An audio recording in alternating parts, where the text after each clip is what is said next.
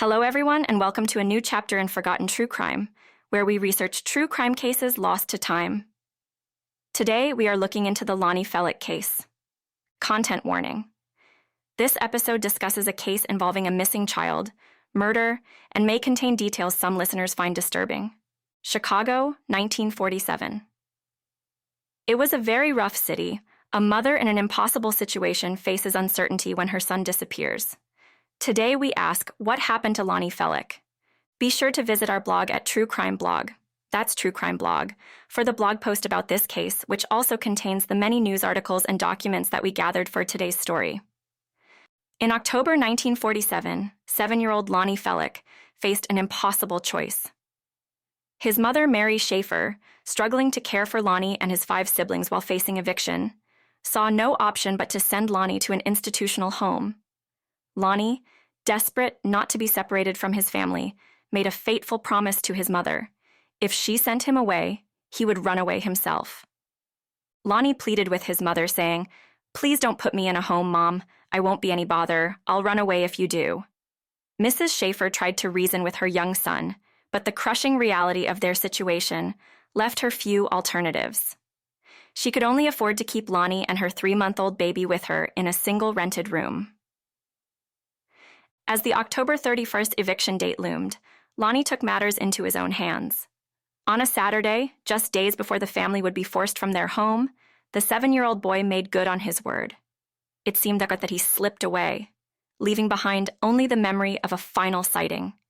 A small boy in a blue t-shirt, red pants, and brown shoes, with a distinctive scar on his forehead. His mother pleaded with the Chicago police to take his case seriously, but they believed he was just another runaway. Lonnie's stepfather, Abe, a patient in a California veterans hospital, was shocked to learn of the boy's disappearance. As the shattered family reeled, they could only hope and pray that Lonnie would be found safe.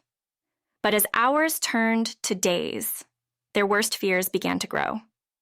Where was Lonnie, and what had become of him? Little was done to search for little Lonnie. It's interesting to note that at this point, they just thought of him as a runaway.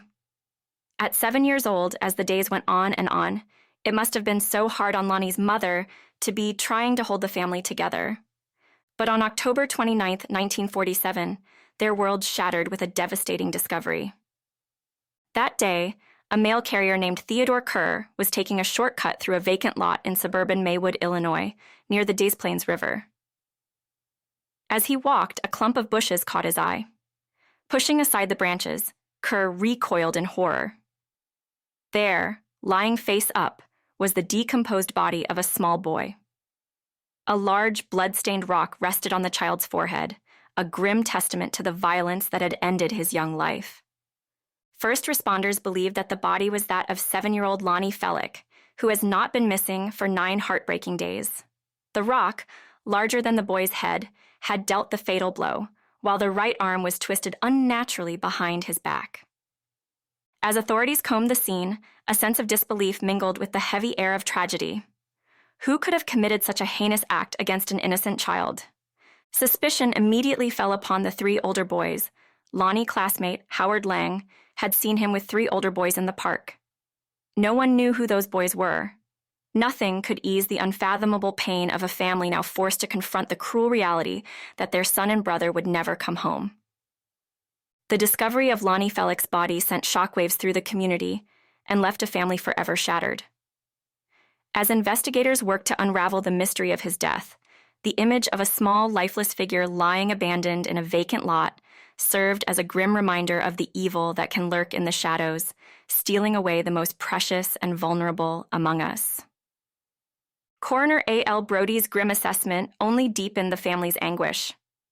The boy had been dead for 5 days to a week, his young life cut short in what appeared to be a horrific sex crime. The news left Mary Fellick hysterical with grief as she viewed her son's body, the devastating reality sinking in. The boy's disappearance had briefly halted the eviction proceedings, with a 13-day postponement granted in renter's court. Mary Fellick's anguished plea had echoed the depths of her despair. "I don't care about a home.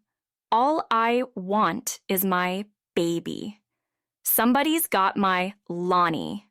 I want him. I can't stand it anymore.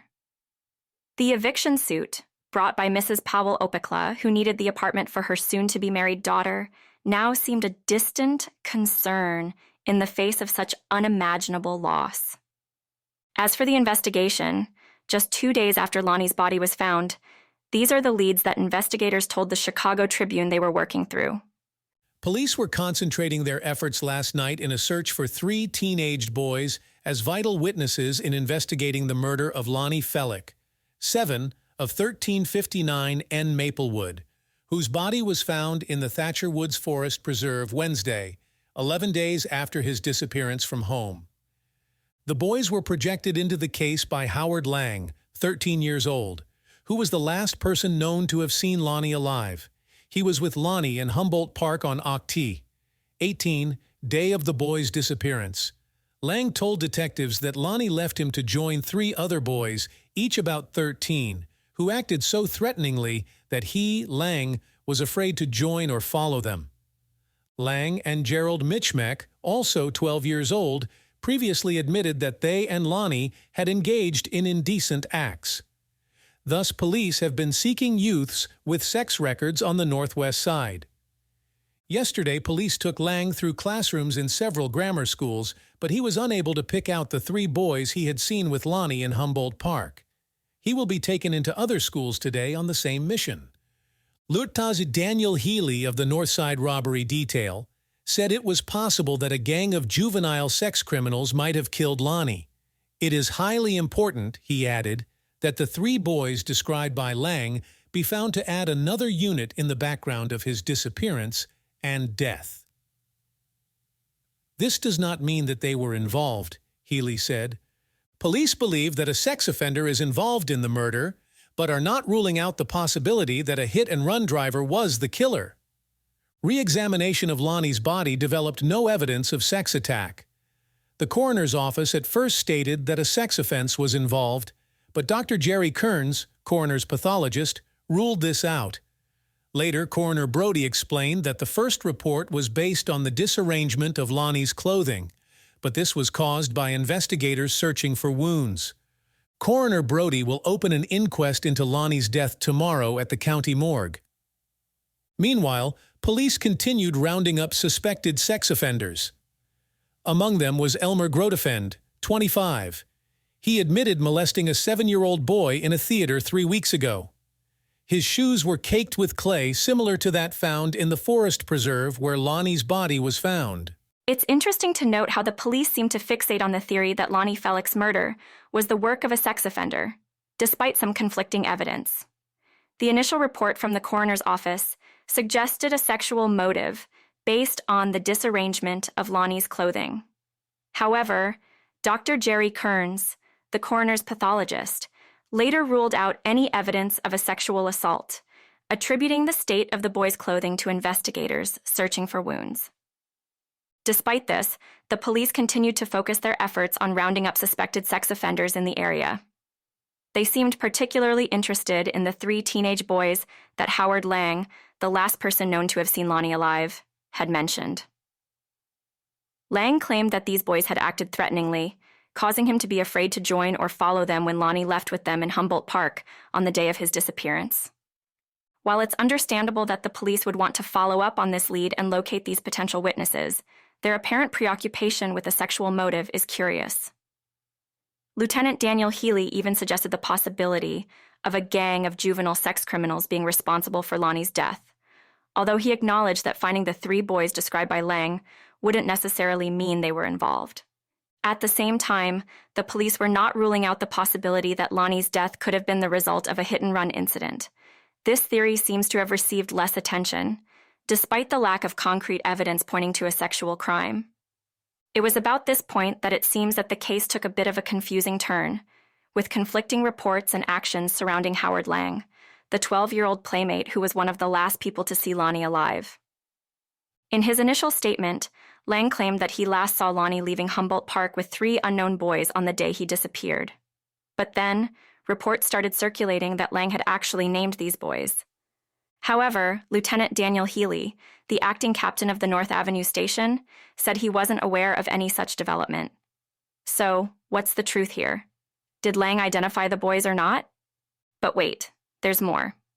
At the inquest conducted by Coroner Brody, Lang repeated his story about the 3 boys, but with one crucial change. Before, he had insisted that he'd never been to the river forest woods where Lonnie's body was found. But at the inquest, he admitted that he had, in fact, been to those woods several times, and always by himself. Now this is where the police started to take notice. Why would Lang change his story about being in the woods? Is he hiding something? It certainly raises some red flags. It's hard to know what to make of all these conflicting reports and Lang's changing story. On one hand, he could just be a scared kid who's misremembering details or trying to distance himself from the crime scene. But on the other hand, his inconsistencies could suggest a deeper involvement in Lonnie's disappearance and murder. As outsiders looking in, it's tough to speculate too much, but one thing's for sure, these new developments add another layer of mystery to an already tragic and perplexing case. Police were also confused about the boys' statements, so they decided to get to the bottom of it all. While researching this case, we stumbled upon an article from the Streeter Daily Times dated November 3, 1947, which shed light on where the investigation was at this point. According to the report, authorities had announced a shocking breakthrough in the case. Howard Lang had signed a statement confessing to the brutal slaying of 7-year-old Lonnie. In a disturbing turn of events, Coroner A.L. Brody revealed that Lang had admitted to stabbing Lonnie and crushing his head with a brick after an argument in the Thatcher Woods Forest Preserve on October 18th, the day Lonnie disappeared. The confession came after a grueling 15-hour interrogation at the juvenile home, during which Lang also implicated a 9-year-old boy and a 17-year-old girl in the crime. According to Lang's signed statement, the terrible sequence of events began when he, Lonnie, and the younger boy rode out to Thatcher Woods on a streetcar. When Lang refused to give Lonnie a cigarette, the 7-year-old threatened to tell Lang's mother about a $10 theft. In a fit of rage, Lang allegedly stabbed Lonnie twice in the chest and cut his throat with a pocket knife. He then forced the 9-year-old to hold Lonnie's feet while he dropped a 25-pound concrete slab on the helpless boy's head. The article also mentioned the involvement of a 17-year-old girl who reportedly visited the Lang home the day after the murder. Howard allegedly showed her his bloody clothes and asked her to dispose of them, which she did by wrapping them in an overcoat and throwing them away while riding horseback some 2.5 miles from where Lonnie's body was found. Forest rangers later discovered the blood-stained garments in the underbrush beside a bridle path. As the shocking details emerged, Howard Lang's mother, Alma Lang, 42, sobbed in her apartment, describing how her son had become a smart aleck in the last 2 years.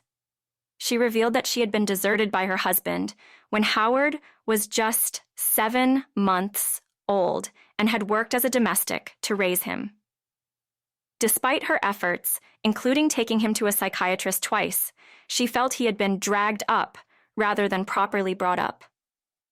The questioning of young Lang was conducted by Dr. Orlando Scott, a psychiatric director who used a psychodetectometer, an electric device that measures brainwaves, to aid in the interrogation. Another boy, 11-year-old Harold Kraft, told police that Lang had boasted about cutting Lonnie's throat because he called my mother a bad name. The article noted that due to the partly decomposed state of Lonnie's body, when it was found 11 days after his disappearance, it was impossible to determine whether a knife had been used in the killing. The case took a shocking turn with the confession of such a young suspect, leaving the community grappling with the horrifying reality of a child's life taken by another child's hands. When researching these cases, it's interesting to find words like psychodetectometer. I had to do a lot of research to find out what that was, but from what I was able to piece together is that it's an early method of lie detection. This device is clamped onto your hands and the base of the back of your skull, and they are able to ask you questions. There is an interesting article about it I included on the blog post about this story at True Crime. Blog, if you want to check it out. Buckle up, folks, because the story of Howard Lang and Lonnie Fellick is a wild ride from start to finish. When 12-year-old Lang pleaded guilty to the murder of 7-year-old Lonnie, it seemed like an open and shut case. The judge threw the book at him, sentencing him to a staggering 22 years behind bars. But hold on tight, because this is where things take a crazy turn. Howard immediately appealed the judge's decision. When he returned to court a second time, imagine being in that courtroom when a second judge decides to flip the script. Picture the shock on everyone's faces as the judge declares that Lang's rough upbringing and exposure to violent media were enough to overturn his conviction. In a move that would be unthinkable today, Howard Lang walks free. But the story doesn't end there. The court decides that Lang needs a fresh start, away from the influences that led him down this dark path. They send him off to a boys' home, give him a new name, and essentially hit the reset button on his life. It's a decision that's bound to spark some heated debates. Some might argue that Lang got off easy, that justice wasn't served for little Lonnie Fellick. Others might see it as a rare second chance, an opportunity for a troubled kid to turn his life around. But just when you thought the story couldn't get any wilder, Howard Lang proves us all wrong. After walking free from a murder conviction, you'd think he'd keep his nose clean. But oh no, not Howard. Picture this. Lang tracks down one of the boys he believes ratted him out, the one he thinks is responsible for him getting caught in the first place. And what does he do? He decides to take matters into his own hands and give the kid a beating he'll never forget. It's like something straight out of a gritty crime novel. The once convicted murderer, given a second chance at life, squandering it all in a moment of brutal revenge. And just like that, Howard Lang finds himself right back where he started, in handcuffs facing a judge and heading straight to prison. 11 months behind bars, a stern reminder that actions have consequences and that second chances are not to be taken lightly. But here's the thing. We'll never know what really happened in those woods on that fateful day. The truth is buried with Lonnie, and the lingering questions will haunt this case forever. Did Lang act alone, or were there other forces at play? Was the court's decision a stroke of mercy or a miscarriage of justice? As we look back on this shocking tale from the 1940s, it's clear that the story of Howard Lang and Lonnie Fellick is one that will never be forgotten.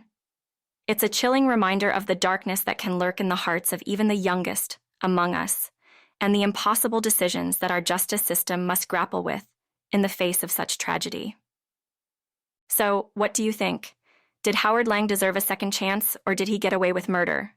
It's a question that will likely spark debate for years to come, long after the final chapter of this twisted tale has been written. So, as we close the book on this mind-bending episode of Forgotten True Crime, I want to thank you all for joining us on this wild ride, and a special thanks to Trevor Shelby, the mastermind behind the research and writing that brought this incredible story to life. As always, I'm your host, Madison, and I'll be back next week with another tale of mystery, murder, and mayhem. Until then, keep your eyes open and your wits about you, because you never know when the next unbelievable true crime story might be lurking just around the corner. Thanks for listening to Forgotten True Crime, and remember, the truth is out there, waiting to be uncovered.